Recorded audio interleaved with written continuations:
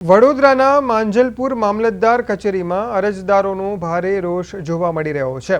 કચેરીમાં સ્ટાફ સમયસર હાજર ન થતા અરજદારોના કામકાજ અટવાઈ ગયા હતા। સવારે 9 વાગ્યાથી લોકો ગરમીમાં લાંબી રાહ જોતા હેરાન થયા હતા। જનસેવા કેન્દ્રમાં અસહ્ય ગરમીને કારણે એક યુવતીને ચક્કર આવતા તે ઢળી પડી હતી। બીજી તરફ સરકારનું સર્વર ઠપ થતા અરજદારોમાં હોબાળો મચી ગયો હતો।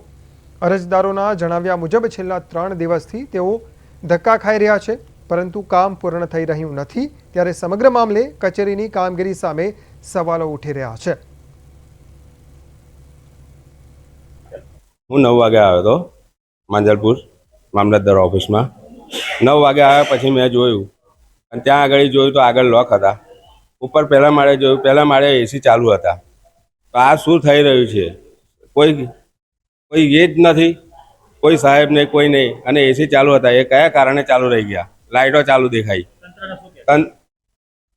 એટલે મેં એમ કહેવા જવું સરકારને કે સરકાર પબ્લિકને કહેવા જાય છે, પણ પબ્લિક શું કરવાની? જે સાહેબો છે, જે ખુરશીઓ પર બેઠા છે, એ લોકો ધ્યાન નથી આપતા। તો શું અહીંયા લાલિયાવાડી જ ચાલે છે। ગઈ વખતે મેં બી આવ્યો હતો જાતિના દાખલા માટે, આવકના દાખલા માટે। સવારથી લઈને સાંજે 5 વાગ્યા સુધી મારે રહેવું પડ્યું, ભૂખે અંતર છે।